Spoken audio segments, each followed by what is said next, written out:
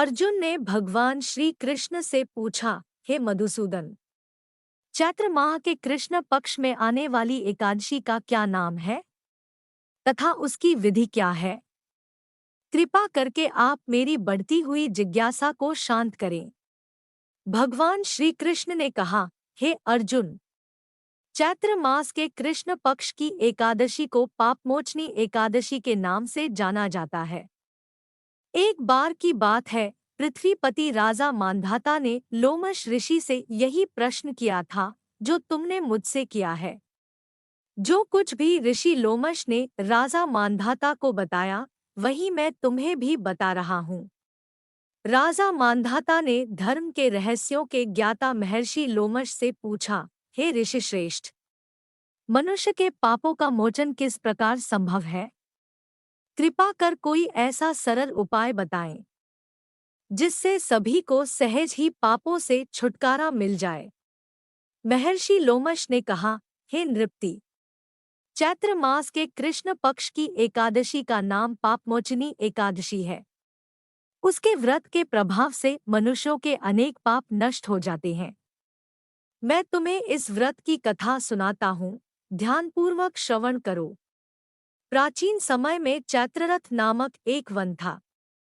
उसमें अप्सराएं किन्नरों के साथ विहार किया करती थीं। वहां सदैव वसंत का मौसम रहता था, अर्थात उस जगह सदा अलग अलग प्रकार के पुष्प खिले रहते थे।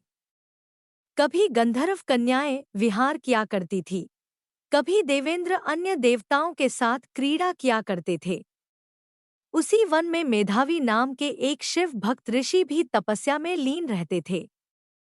एक दिन मंजुघोषा नामक एक अप्सरा ने उनको मोहित कर उनकी निकटता का लाभ उठाने की चेष्टा की, इसलिए वह कुछ दूरी पर बैठ वीणा बजाकर मधुर स्वर में गाने लगी। उसी समय शिव भक्त महर्षि मेधावी को कामदेव भी जीतने का प्रयास करने लगे। कामदेव ने उस सुंदर अप्सरा के भ्रू का धनुष बनाया, कटाक्ष को उसकी प्रत्यंचा बनाई और उसके नेत्रों को सेनापति बनाया। इस तरह कामदेव ने भी महर्षि मेधावी को जीतने की कोशिश की। उस समय महर्षि मेधावी भी युवावस्था में थे और काफी हृष्ट-पुष्ट थे। उन्होंने यज्ञोपवीत तथा दंड धारण कर रखा था। वे दूसरे कामदेव के समान प्रतीत हो रहे थे। उस मुनि को देखकर कामदेव के वश में हुई मंजुघोषा ने धीरे धीरे मधुर वाणी से वीणा पर गायन शुरू किया तो महर्षि मेधावी भी मंजुघोषा के मधुर गाने पर तथा उसके सौंदर्य पर मोहित हो गए। वह अप्सरा मेधावी मुनि को कामदेव से पीड़ित जानकर उनसे आलिंगन करने लगी। महर्षि मेधावी उसके सौंदर्य पर मोहित होकर शिव रहस्य को भूल गए और काम के वशीभूत होकर उसके साथ रमण करने लगे। काम के वशीभूत होने के कारण मुनि को उस समय दिन रात का कुछ भी ज्ञान न रहा और काफी समय तक वे रमण करते रहे। तदोपरांत मंजुघोषा उस मुनि से बोली, हे ऋषिवर, अब मुझे बहुत समय हो गया है, इसलिए स्वर्ग जाने की आज्ञा दीजिए।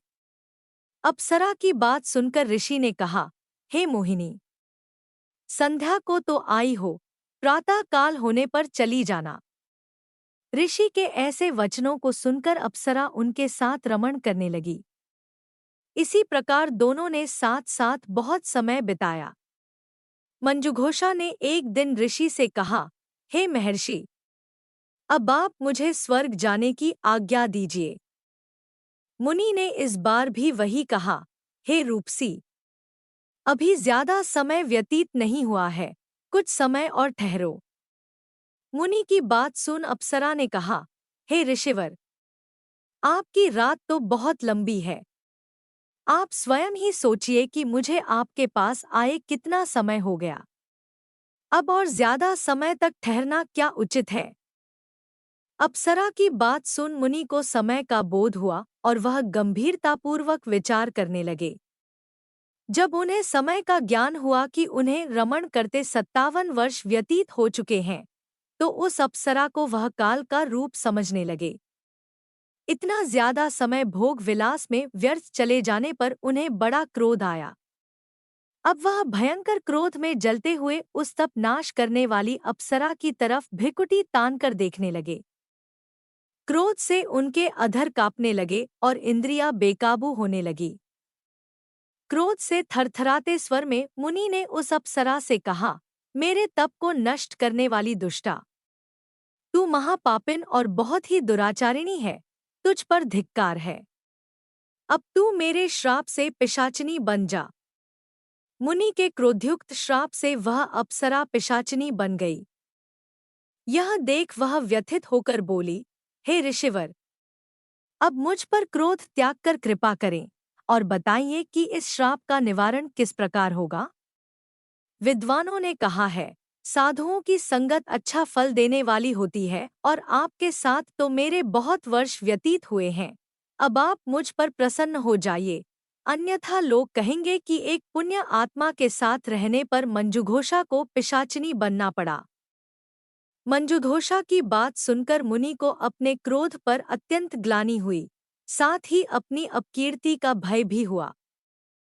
पिशाचिनी बनी मंजुघोषा से मुनि ने कहा, तूने मेरे साथ अच्छा नहीं किया है, किंतु फिर भी मैं तुझे इस श्राप से मुक्ति का उपाय बताता हूँ। चैत्र मास के कृष्ण पक्ष की जो एकादशी है, उसका नाम पापमोचनी है। उस एकादशी का उपवास करने से तेरी पिशाचिनी की देह से मुक्ति हो जाएगी। ऐसा कहकर मुनि ने उसको व्रत का सब विधान समझा दिया। फिर अपने पापों का प्रायश्चित करने के लिए वे अपने पिता च्यवन ऋषि के पास गए। च्यवन ऋषि ने अपने पुत्र मेधावी को देखकर कहा, हे पुत्र, ऐसा क्या किया है तूने कि तेरे सभी तप नष्ट हो गए हैं, जिससे तुम्हारा समस्त तेज मलिन हो गया है। मेधावी मुनि ने लज्जा से अपना सिर झुकाकर कहा, पिताश्री, मैंने एक अप्सरा से रमण करके बहुत बड़ा पाप किया है। इसी पाप के कारण संभवतः मेरा सारा तेज और मेरे तप नष्ट हो गए हैं। कृपा करके आप इस पाप से छूटने का उपाय बताइए। ऋषि ने कहा, हे पुत्र, तुम चैत्र माह के कृष्ण पक्ष की पापमोचनी एकादशी का विधि तथा भक्तिपूर्वक उपवास करो, इससे तुम्हारे सभी पाप नष्ट हो जाएंगे। अपने पिता च्यवन ऋषि के वचनों को सुनकर मेधावी मुनि ने पापमोचनी एकादशी का विधिपूर्वक व्रत किया। उसके प्रभाव से उनके सभी पाप नष्ट हो गए। मंजुघोषा अप्सरा भी पापमोचनी एकादशी का उपवास करने से पिशाचिनी की देह से छूट गई और पुनः अपना सुंदर रूप धारण कर स्वर्गलोक चली गई। लोमश मुनि ने कहा, हे राजन, इस पापमोचनी एकादशी के प्रभाव से समस्त पाप नष्ट हो जाते हैं। इस एकादशी की कथा के श्रवण व पठन से 1000 गोदान करने का फल प्राप्त होता है। इस उपवास के करने से ब्रह्मा हत्या करने वाले, स्वर्ण चुराने वाले, मद्यपान करने वाले, अगम्यागमन करने वाले आदि भयंकर पाप भी नष्ट हो जाते हैं और अंत में स्वर्गलोक की प्राप्ति होती है।